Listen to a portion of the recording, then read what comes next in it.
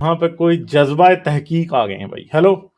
غالب میں نے اچھا تو 3 باتیں کرنی تھی. ایک تو یہی کہ ایک آرگیومنٹ جو ہے یہی ایبسلیوٹ موریلٹی والا، جو کہتے ہیں کہ اب یہ پہلے بھی آپ کی یہی بات ہو رہی تھی کہ اگر جب کہہ دیتا ہے ایک مسلمان کہ قرآن اور سنت میرے لیے سب چیزیں ہیں، جس طرح انجینئر محمد علی مرزا کہتا ہے، تو پھر وہ یہی ہے کہ اس کے لیے جسٹیفائی کرنا کچھ بھی پاسبل ہو جاتا ہے، کیونکہ آپ ہر چیز کو سپر نیچرل سے ایکسپلین کر سکتے ہو. آپ ہر کے پیچھے کہہ سکتے ہو کہ ہاں میرا جو بنایا ہوا جو ایک امیجنیشن ہے وہ اس کے پیچھے کاز ہے، تو آپ کچھ بھی جسٹیفائی کر سکتے ہو.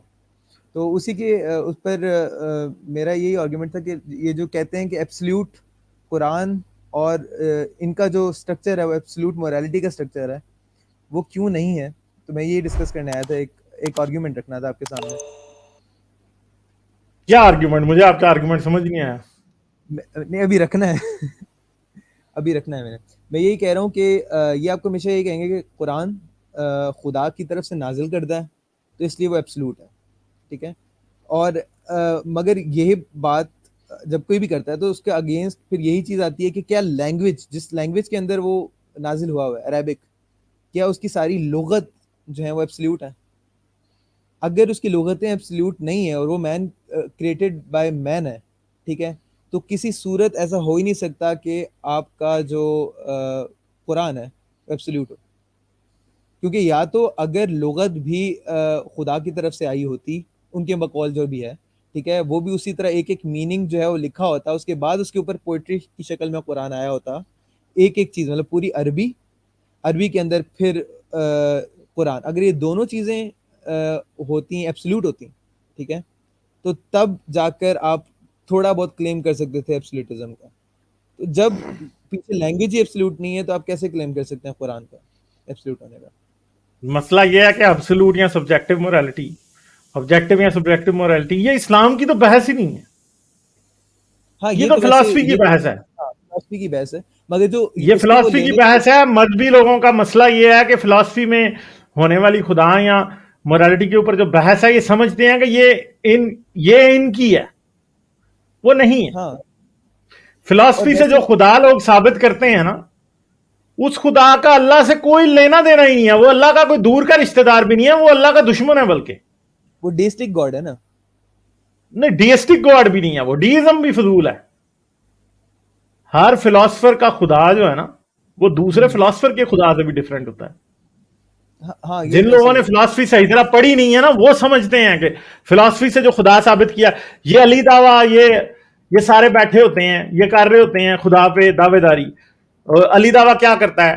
اینسلم کے آرگومنٹس لے آئے گا، کانٹ اور ہیوم کی ڈسکشن کو وہاں پہ ڈسکس کرتا رہے گا، پھر اور بہت سارے جو کارل پاپر کو ڈسکس کرتا رہے گا، اور ان لوگوں کو ڈسکس کرتا رہتا ہے ہمیشہ. ٹھیک ہے، تو جتنے بھی جو فلاسفرز ہیں، ان کی فلاسفی سے اگر وہ خدا ثابت کر رہا ہے تو وہ خدا اللہ تو نہیں ہے. وہ خدا وہی جیزس کا باپ گاڈ بھی نہیں ہے، وہ ہندوؤں کا ایشور بھی نہیں ہے. ٹھیک ہے، وہ ڈیس کا خدا بھی نہیں ہے. میں اسی کی بات اس طرح جب کرتا ہوں نا، کیونکہ قرآن کے اندر جو خدا کا کانسیپٹ ہے اس میں 99 اس کے ایٹریبیوٹس ہیں. اب جب بھی یہ کوئی بات کر رہے ہوتے ہیں، ہمیشہ ان کو یہ سمجھ نہیں آتی یہ ایک خالق کی بات کر رہے ہوتے ہیں. کریٹر کے اوپر جتنے آرگومنٹس رکھتے ہیں وہ کریٹر کے اوپر رکھتے ہیں. اب وہ صرف ایک ان کا ایٹریبیوٹ ہے خدا کا. جب خدا کو ثابت کرنا ہے اسلام کے، تو آپ نے 99 کے 99 ایٹریبیوٹس کو ثابت کرنا ہے. یہ لوگ مس کر جاتے ہیں. یہ کہتے ہیں اگر کریٹر کے اوپر بھی آبویسلی، کیونکہ ہلکا سا جو زیادہ مطلب لوگوں ڈیزم کے اوپر آ ہی جاتے ہیں کہ خالق ہو سکتا ہے، ٹھیک ہے. اب آپ نے کر دیا، چلے وہ بندہ کنونس ہو گیا خالق کے اوپر. ناؤ آپ اگلی چیز پر آئیں گے، آپ کہیں گے کہ اس کے پاس قدرت ہے. آپ آگے اور چیزوں کو ڈیفائن کریں گے. آپ اس کے اوپر جم نہیں کر سکتے ڈائریکٹ کہ آپ خالق ہو گیا تو ڈائریکٹ اب اسلام میں آ جائیں. یہ بحث یہ چھوڑ دیکھیں، دیتے ہیں اندر. فلاسفی سے آپ آرگومنٹیشن کے ذریعے ایک کریٹر کو ثابت کر سکتے ہیں، مگر فلاسفی سے یہ ثابت ہی نہیں کیا جا سکتا کہ وہ کریٹر لاز آف نیچر کو اپنی ول پہ بینڈ کر سکتا ہے. یس، یہ بات تو کیوں نہیں کیا جا سکتا؟ یہ بڑی باریک بات ہے. اس لیے کہ لاز آف نیچر میں جب آپ گاڈ کو یہ ثابت کرنا ہے نا کہ وہ لاز آف نیچر کو بینڈ کر سکتا ہے، تو بات فلاسفی سے نکل کے سائنس کے ڈومین میں آ جاتی ہے. اور مذہب کا خدا یہ ہاں. کلیم کرتا ہے کہ وہ لاز آف نیچر کو بینڈ کر سکتا ہے. اس لیے یہ جو ہے نا، یہ آرگومنٹ اگر لاجک کی بیس پر دیکھا جائے تو یہ فول پروف آرگومنٹ ہے. بلکہ میں انکار خدا میں اس پہ قسط بنا دوں گا. ٹھیک ہے, میرے ذہن میں آ گیا, اچھا ہوا. کیونکہ جب آپ یہ کلیم کرتے ہیں کہ خدا اپنی ول کے مطابق کسی بھی وقت کسی بھی لا آف نیچر کو توڑ سکتا ہے, یہ ثابت کرنے کے لیے آپ کو ثبوت فلسفی سے نہیں چاہیے, آپ کو ثبوت سائنس سے چاہیے. مشاہدے ہاں سے جی, چاہیے. ٹھیک ہے, جو کہ ہو نہیں سکتا. ٹھیک ہے, چلیں ویسے ایک میں بات کو, اب انجینئر صاحب جو بات یہ کرتے ہیں کہ خدا کا آپ اس پر ایگری ہوں گے تبھی ہم اگلی بات کریں گے.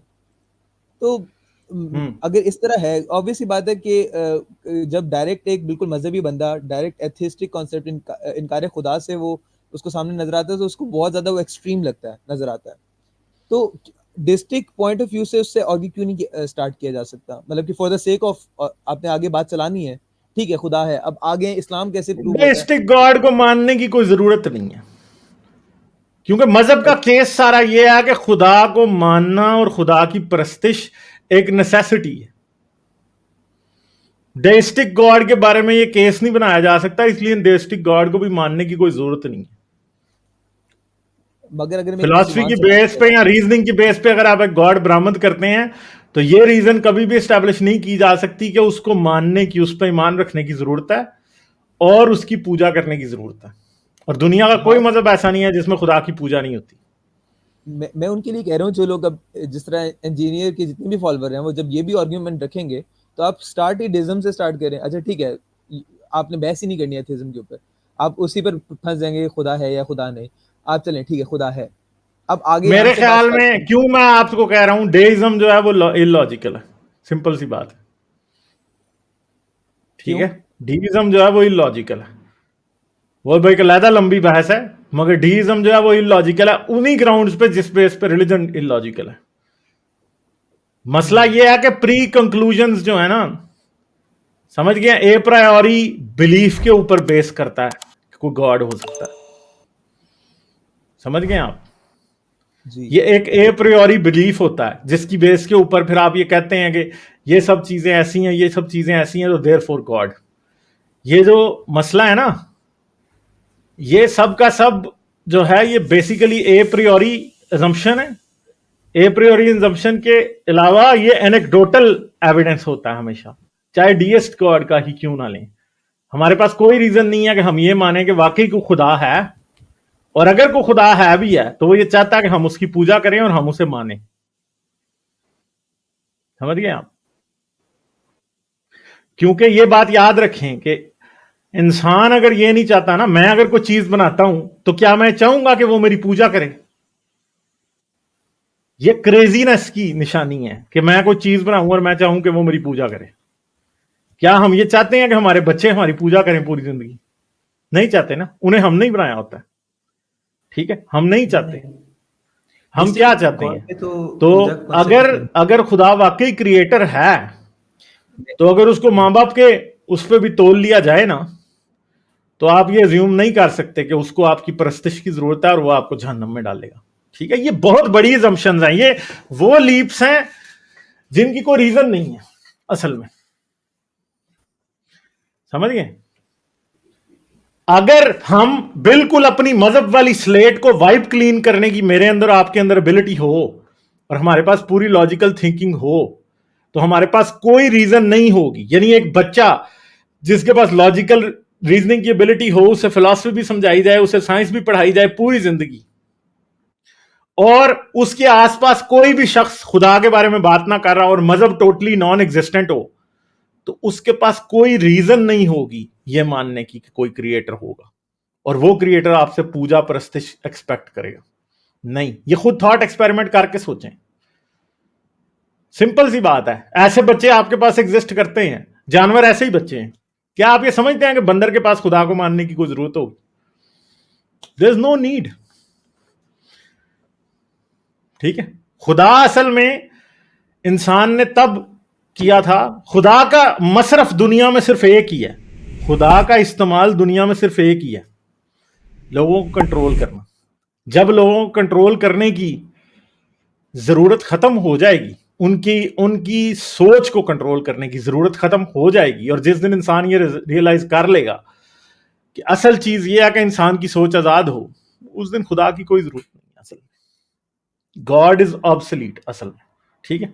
लाइक, शेयर और सब्सक्राइब करना मत भूलें। इसके साथ साथ आप मेरे चैनल को पेट्रियन पर सपोर्ट कर सकते हैं। पेट्रियन का लिंक वीडियो की डिस्क्रिप्शन में है।